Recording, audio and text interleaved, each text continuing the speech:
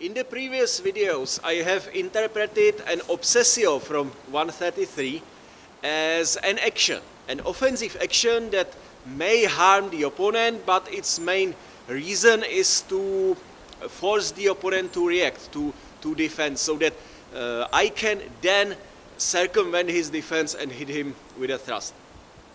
And this interpretation, well, I quite like it. I believe it explains a lot from the manuscript. It fits the manuscript quite well, and generally, when reading the manuscript, it seems to make sense until you encounter a play that uses a custodia as an obsessio. A custodia, in my interpretation, is a guard, a static position used for waiting.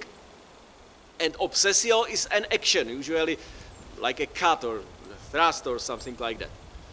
And now in the manuscript we see a static position, a custodia, that is referred to as an obsessio, an action. It is kind of weird. I mean, it doesn't make sense how a static position can be an action. No sense at all in that. So I believe this needs a bit more interpretation and maybe some new ideas here. Let's start our interpretation by making a list of custodiae that are ever used as obsessiones in the manuscript, because not all of them are, only some. So which are they?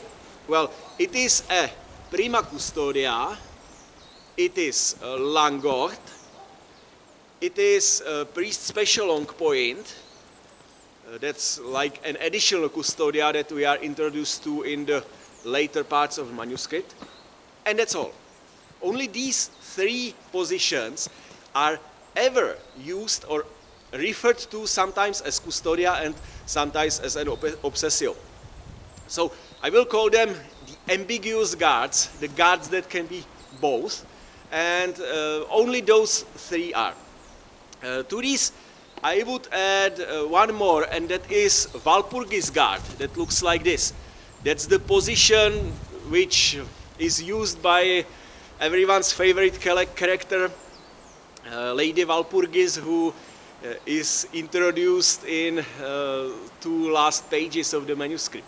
And she uses position like this, and I would add this position as an ambiguous guard.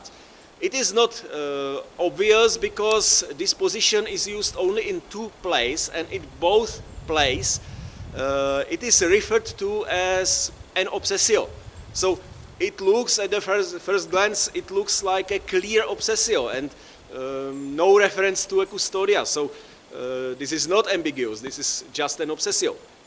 But in fact, the official name of this position is secunda custodia specificata sacerdotis, which means something like priest's special version of secunda custodia, of the second guard, second custodia. So even though in text it is always referred to as an obsessio, its official name clearly connects it to a custodia. So I believe I can add this position to our list of now four ambiguous guards. So they are, again, prima custodia, Langort, priest special long point, and Walpurgis guard. And from these four, it was Langort that led me to the correct path. Langort is a custodia. We know that because it is clearly said in the manuscript. And well, of course it is. I mean, this is the most basic guard of any fencing system anywhere. So it is clearly a custodia. And from this position we can launch some actions, one of them being this. Like a simple thrust, just this. This is viable combat action, of course it is a thrust, no problem with that. it would be classified as an obsessio, because it's an action. It's an offensive action that forces opponent to react. So it would be an obsessio. But this position starts in Langort and it ends in Langort, because both this and this is Langort. How is it possible? Well, this is like a common feature of the theory of martial arts.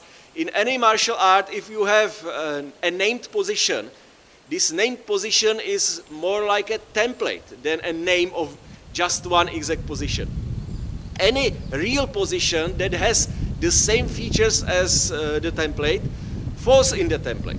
So the feature of Langort is that your hands are extended and your sword too, and you are pointing with your sword to your opponent. That's Langort. And any position like this would be a Langort. So this is, well, this is Langort, this is Langort, this would be Langort, maybe this could be Langort, like this could be also Langort.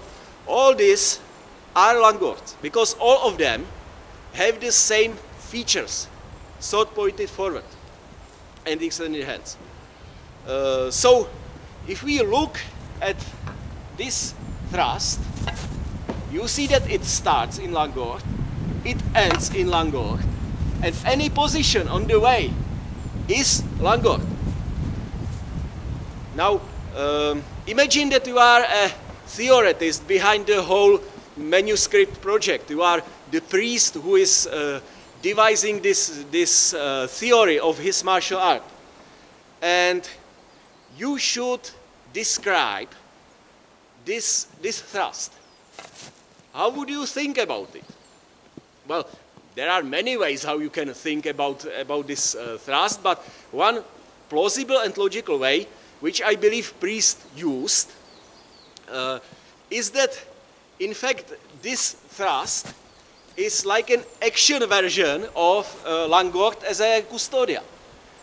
It is a custodia that is used actively, because, well, you never leave the custodia. You start in it, you end in it. During this action, you are still in that custodia, but you are also making an obsessio. So one logical way of thinking would be, well, this means that this custodia can be also used offensively, because this action is sort of this custodia, the same custodia that is offensively used.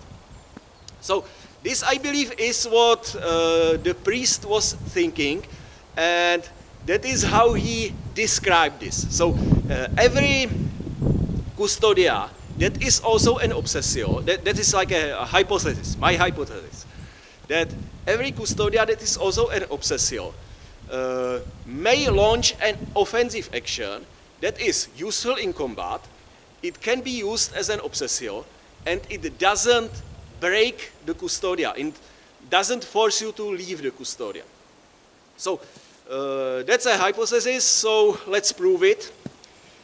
We should find this action. If we find such action in every of our 4 ambiguous guards, then probably it might be true. So I have already found it in Langort. So what about Prima custodia?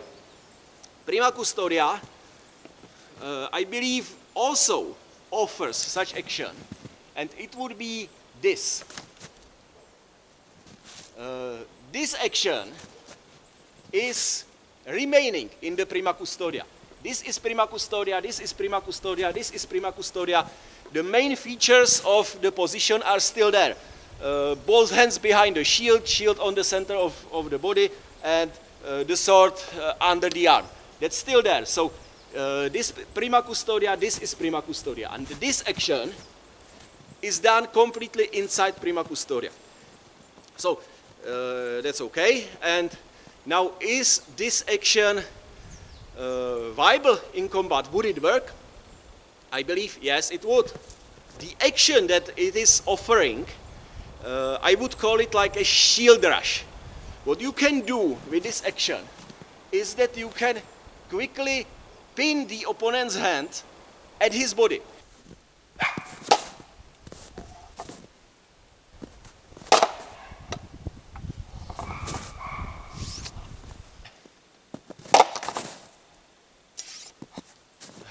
opponent in the same position has all hands kind of locked behind the shield and near the body. And if he wants to do something defensive, he needs to free his hands. So this action would be an attack that locks his shield in the position so that the opponent cannot free his hands, and so he cannot then defend against follow-up action, follow-up attack. So this could be like, well, I think it would work like an obsessio. Pin the hands of the opponent and then attack. I can like imagine a 14th century combat veteran that was through countless duels, and he is about to face some young and flashy swordsman who thinks that he is the best around, and he is like, yeah, I can do it, I am the best. And our veteran would look at him and say, well, he is flashy, he is agile, he is fast, but he doesn't know how to deal with aggression, and I can deal with him. And what he will do immediately would be this and attack. Because by blocking his hands, he stops his quickness, his quick actions, and immediately after that, hit. It is like an aggressive, pretty aggressive taking of the space, and I think it would work. I can see it.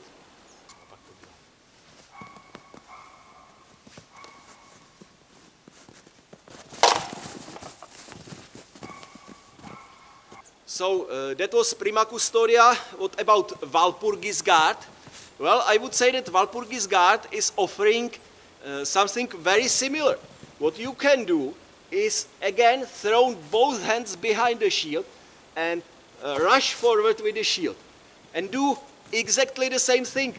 Pin opponent's hands into place and then attack, because now the sword is up. So then attack from above by like a half shield cut. So again, I believe the action of Walpurgis would be like this. Pretty similar to the action from Prima Custodia, but I would say this is even more aggressive, because that attack from the top is like, this is pretty natural, and the whole action, well, it is pretty aggressive. You have to do it pretty aggressively, otherwise it won't work. But this is the action of Walpurgis guard, that I believe is again the obsessio variant of this guard.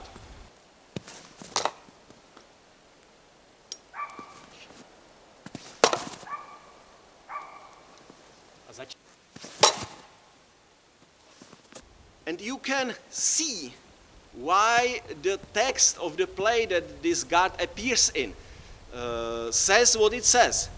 In this text, the priest is telling that something like, if you see this obsessio, you have to immediately do a schützen, whatever it is, some reaction. You have to immediately do a schützen, otherwise the opponent would do half shield and you are like that. There is no way you can defend it. That is sort of the text of the play. And without knowing what an obsessio from this position is, you would say, well, what is so dangerous in that? Text says that the opponent first does this, then does half shield, and the priest is still in Prima Custodia, so it will be half shield against Prima Custodia. So there's no problem. We already know how to deal with half shield against Prima Custodia. That is the first play from the manuscript. So why is it so dangerous? And you would say this only if you don't know what the obsessio with Walpurgis guard in fact means. And I believe it means this shield rushing, and suddenly with this it makes sense. What the Walpurgis will do is that she will pin your hands at your body and immediately cut your head. And if you fail to react to the first pinning of the hands, then of course you are dead. There is no way you can react to the follow-up half shield.